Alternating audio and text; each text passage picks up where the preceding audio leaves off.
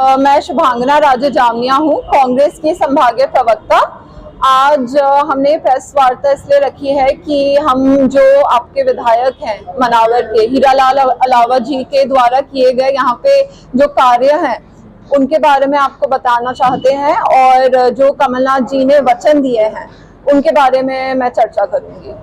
तो शुरू में पहले करूंगी जो हीरालाल अलावा जी ने यहाँ पे अपने 5 साल में जो यहाँ कार्य करा है वो आप ले लीजिए।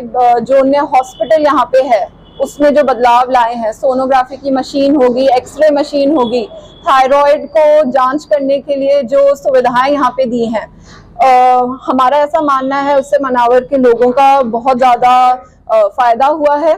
और लुनेरा और लंगू जो गांव है वहाँ पे भी हॉस्पिटल का निर्माण किया जा रहा है। फिर जो कन्याओं की शिक्षा है उसके लिए कन्या पार्षद 2 बनाए गए हैं मनावर में, और दूसरा जहां मतलब जो 2 कन्या की शिक्षा के लिए बनाए गए हैं। फिर बिजली के लिए जिनने कार्य करा है, ट्रांसफार्मर बनाए गए हैं, कितने सारे उससे लोगों को फायदा हुआ है। और जब गर्मी में पानी पीने के पानी की कमी थी उसमें 250 टैंकर उनने लोगों को उसकी सुविधा दी। तो ऐसे कई कार्य हैं। और एक और चीज मैं देख सकती हूँ यहाँ मनावर में जो ट्रैफिक की समस्या है उसके लिए अलावा जी ने आउटर बाईपास का प्रोजेक्ट बनाया है, जो जब सरकार आएगी तो उसका कार्य शुरू किया जाएगा। तो ऐसे कई अलावा जी द्वारा किए गए ये है कदम जिससे मनावर का फायदा हुआ है। और हमारा ऐसा मानना है कि जब कांग्रेस सरकार आएगी तो अलावा जी का संकल्प और कांग्रेस सरकार का समर्थन जब दोनों मिल जाए तो मनावर में बहुत ज्यादा बदलाव आएगा। कांग्रेस में कितनी सीटें ला रहे हैं? 150 से ऊपर।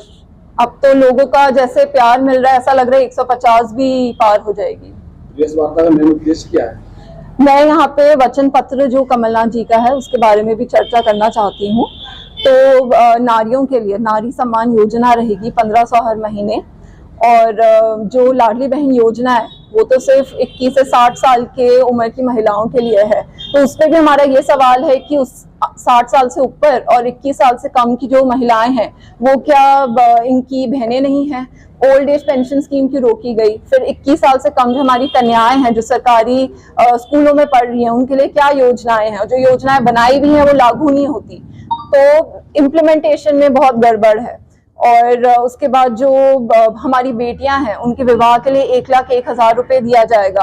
फिर बिटिया रानी योजना की शुरुआत की जाएगी जिसमें जन्म से लेकर विवाह तक 2,51,000 की राशि दी जाएगी। फिर जो हमारे आशा उषा कार्यकर्ता है उनके लिए मैदानी कर्मचारियों की एक नया कैडर शुरू किया जाएगा और सेवा से जोड़ा जाएगा।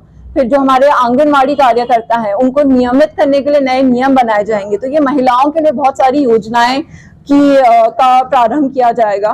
फिर जो आपके बच्चे हैं उनके लिए उनके उज्जवल भविष्य के लिए, देखिए वो तो वोटर है नहीं, उनके लिए जो योजना है पढ़ो पढ़ाओ योजना, उसमें सरकारी स्कूलों में जितने बच्चे हैं सबको बिना भेदभाव के 1 महीने राशि दी जाएगी। हर महीने 1 से 8वीं तक 500 दिया जाएगा, 9वीं 10वीं को 1000 दिया जाएगा, और 11वीं 12वीं के जो छात्र हैं उनको 1500 की राशि दी जाएगी। फिर युवाओं के लिए यहाँ पे इतनी बेरोजगारी हो गई है उनके लिए 2 लाख सरकारी पद भरे जाएंगे। फिर जो हमारे किसान हैं उनको पीड़ित करने वाली बीजेपी की सरकार है पर उनकी पीड़ा दूर कांग्रेस सरकार करेगी।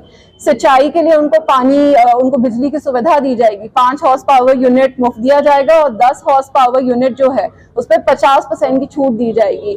फिर उनके 2 लाख तक के कर्ज माफ किए जाएंगे और उनके खिलाफ जो गलत प्रकरण लगे हैं उनको वापस लिया जाएगा। और फिर आपके घरों के लिए जो गैस सिलेंडर है वो 500 रुपए में दिया जाएगा सबको। फिर और मैं आपको एक और चीज बताना चाहती हूँ, जैसे जो बीजेपी सरकार है वो 450 में दे रही है, और वो भी उनको दे रही है जो लाडली बहन योजना या उज्ज्वला योजना के पात्र हैं। बाकी महिलाओं को 450 में नहीं मिल रहा। तो कमलनाथ जी का ये वचन है कि हर घर को 500 रुपए में सिलेंडर दिया जाएगा। फिर जो ग्रामीण आवास है और शहर आवास उसकी राशि 1 कर दी जाएगी। फिर जो इंदिरा गृह योजना है, ज्योति योजना, उसमें 100 यूनिट जो बिजली है वो मुफ्त दी जाएगी और 200 यूनिट आधे रेट पे दिया जाएगा। पिछड़े वर्ग के लिए 27% का आरक्षण होगा। तो ऐसे कई योजनाएं हैं जिससे मध्य प्रदेश का उज्जवल भविष्य होगा, आपके मनावर का होगा, यहाँ के जो गांव हैं उनका भविष्य उज्जवल होगा।